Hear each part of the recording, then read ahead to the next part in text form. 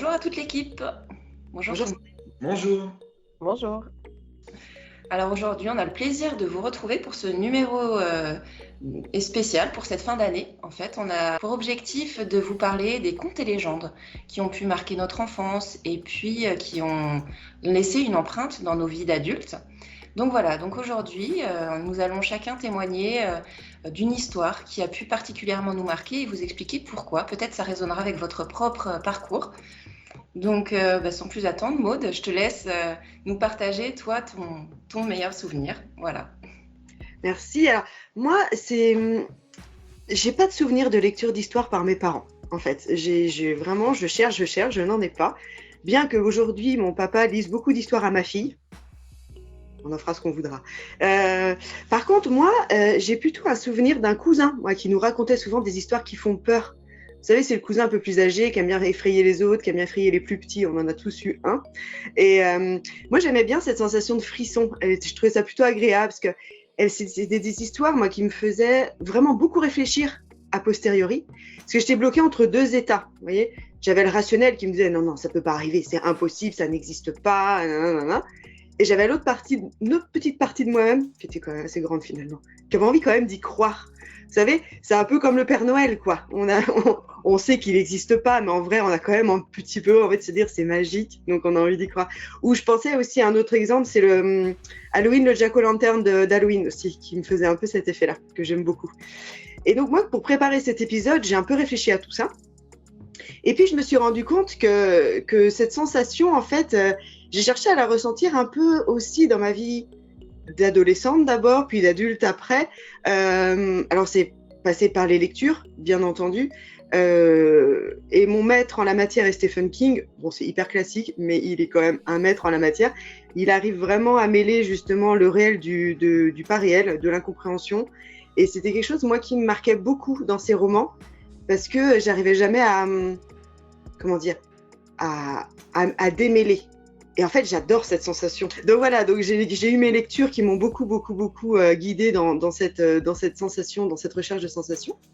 C'est aussi passé par différentes légendes urbaines auxquelles j'avais un petit peu envie de croire aussi, comme, vous savez, le mythe de la Dame Blanche, ce genre de choses, l'existence des créatures des forêts, les lutins, les léprechaunes, et voilà, les fées, tout ce que vous voulez, et toutes les superstitions. Moi, je suis très cliente de tout ça, des superstitions, le sel par-dessus l'épaule qui porte bonheur, le trèfle à quatre feuilles, ce genre de choses. Je trouve ça plutôt mignon, et puis ça a un côté rassurant, voilà, je trouve que ça a un côté un peu chouchou, j'aime bien. Et puis, mais en fait, aujourd'hui, en tant qu'adulte, donc je continue un petit peu à faire marcher mon esprit dans cette ligne-là. Par contre, je me questionne à chaque fois, c'est-à-dire je me demande d'où elles peuvent venir, toutes ces légendes. Est-ce qu'elles viennent de faits réels ou pas? Est-ce qu'elles viennent que de l'imaginaire humain ou pas? Et je suis toujours aussi fascinée, moi, par tout ça, mais j'ai quand même une autre part de moi. Alors, vous allez vous dire, elle est vraiment complètement... mais des fois, j'ai pas non plus envie de me l'expliquer. J'aime bien rester dans cette espèce de flou, en fait. Je trouve que c'est très agréable de pas savoir non plus. Donc, bon, je vis avec ça. Je trouve ça plutôt chouette. Après, ma fille, j'essaye de lui raconter des contes, moi, de mon côté. Alors, je sais pas encore si ça la marque ou pas. Elle a que 4 ans. Je verrai plus tard, si d'un coup elle m'en reparle, tu te souviens de cette histoire, maman, ou pas. Alors je sais qu'elle adore les histoires en tout genre, mais est-ce qu'il y en a certaines qui la marquent vraiment par rapport à d'autres? Je sais pas, et je pense qu'elle n'est pas encore tout à fait capable de me le dire. Voilà, moi, ce que je pouvais vous raconter là-dessus. Adeline, je pense que tu as toi aussi une histoire qui t'a touchée ou un témoignage à nous transmettre. Alors moi, j'ai dû creuser un petit peu, voilà, un petit peu comme Maud. Comme ça, j'ai pas de souvenir particulier d'histoire racontée, transmise. Et puis, c'est en échangeant un petit peu, en préparant cette émission, je me suis souvenue de petits livres que j'avais quand j'étais petite, qui s'appelaient les mini-contes. Et c'est vrai que mes parents, la lecture, on a eu l'occasion de faire différents numéros là-dessus, et le livre aussi en tant qu'objet, voilà, ont toujours compté pour moi. Et c'est vrai que mes parents m'achetaient. Alors, est-ce que c'est parce que je demandais, ou est-ce que c'était pour m'occuper? Enfin, je sais pas, voilà, j'avais pas mal de livres, et dont ceux-là.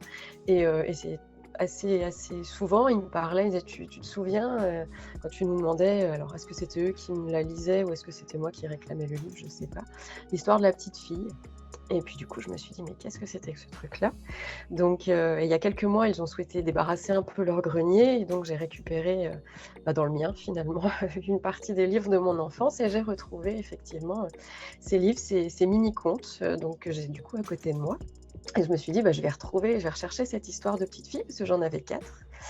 Ces petits livres, en fait, c'était dans le 1er numéro et donc j'ai feuilleté et effectivement, j'ai retrouvé cette histoire d'une petite fille qui alors je ne me souvenais même plus de l'histoire. Je me souvenais juste qu'à la fin, elle était, voilà, en petite culotte passer la nuit, au pied d'un arbre et je me souvenais que de ça, en fait et en fait, cette histoire, c'est l'histoire d'une petite fille qui est orpheline, qui n'a pas beaucoup de biens, pas du tout. Elle a qu'un quignon de pain et puis elle rencontre un mendiant qui lui demande le quignon, elle lui donne. Ensuite, elle rencontre un petit garçon qui a froid à la tête, donc elle lui donne son bonnet. Ensuite, elle rencontre une petite fille qui n'a pas de vêtements, donc elle lui donne les siens. Et du coup, bah, elle finit, bah, elle, sans rien, donc elle se blottit contre un arbre. Voilà, c'est pas très très gai, hein, comme souvent dans les contes d'ailleurs. Et tout d'un coup, elle voit des étoiles qui apparaissent et qui deviennent très très puissantes. Et ces étoiles se transforment en pièces d'or, et ce qui lui permet, voilà, de pouvoir faire le bonheur autour de soi. Bon, après, voilà, et c'est surtout que sa bonté est récompensée. Donc voilà, donc j'ai retrouvé cette petite histoire, et alors je ne sais pas si elle vous parle, vous, si vous la connaissez. Je me suis dit, mais comment elle s'appelle? Et je n'avais aucune idée, et ça s'appelle Pluie d'étoiles. Et je me suis dit, mais est-ce que c'est un vrai conte? Parce que dans le même bouquin, bah, il y a Alice au pays des merveilles, bien sûr, par exemple, mais il y a aussi Les écureuils sans foyer ou Le petit tailleur des petits martiens. Alors je me dis, est-ce que... Et si, Pluie d'étoiles, en fait, c'est un conte des frères Grimm, et voilà, qui a été retranscrit dans ce petit livre. Et donc voilà, donc il y a aussi bien des vrais contes, je dirais, qu'on connaît dans ces livres enfin, voilà, dans les 3 autres que j'ai, et d'autres qui ont dû être écrits après coup, sans doute. Et voilà, je ne sais pas ce qui m'a marqué, si c'est l'histoire, si c'est le graphisme, peut-être, parce que voilà, ça correspond aussi dans cette histoire-là, voilà, un trait de crayon, à des univers qui me plaisent et qui m'accompagnent. Et quand j'ai retrouvé également ces 4 petits livres, j'en ai retrouvé un grand, voilà, de grande taille, très très épais, et c'était l'histoire des animaux. Et en fait, je me suis rendu compte, dans ma tête, c'était voilà, des histoires d'animaux, peut-être une par jour. Mais en fait, c'était pas ça, c'était des contes autour des animaux, avec 2 visions, c'est-à-dire l'écriture en tant que conte. Il était une fois, voilà, donc l'histoire d'un petit poussin, d'un canard ou je ne sais quoi. Et de l'autre côté, cette même histoire racontée par l'animal en question. Et j'ai trouvé ça assez étonnant, et je me suis dit que j'ai sans doute peut-être été marquée par ces différents points de vue pour raconter une histoire par rapport à mon activité maintenant, quand j'essaye de capter un peu voilà, tous les témoignages qu'on peut avoir pour faire parler une famille, un objet, voilà, ou un lieu, comme on a eu l'occasion de l'évoquer déjà plusieurs fois dans Rendez-vous sur notre branche. Donc voilà, moi dans les contes et légendes, c'était l'histoire de cette petite fille qui en fait s'appelle voilà, Pluie d'étoiles, un conte des frères Grimm qui m'a marqué. Nous nous retrouvons pour le prochain rendez-vous pour d'autres contes et légendes qui nous ont inspirés dans notre vie d'adulte. Voilà. À bientôt. À bientôt. À bientôt.